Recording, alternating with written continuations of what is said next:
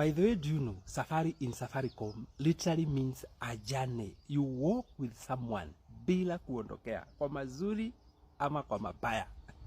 Mimi nilianza hii safari ya Safaricom more than 20 years ago.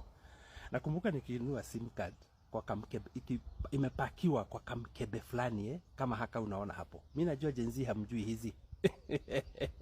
More than 2000 shillings SIM card moja. Tukatembea.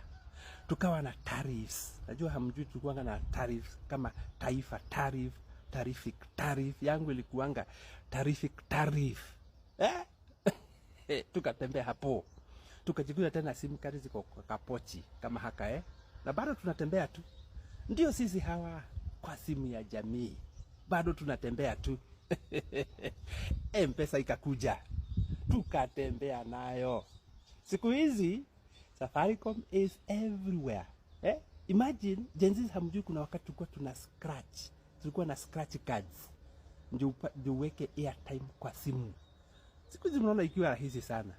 Siku hizi ukikosa do, unajikuta tu unafuliza. Hiyo mambo haikuanga, ni after safari tumetembea nani. No wonder siku hizi tunasema Safaricom popote ulipo. Haikuanga hivyo. It has been a journey.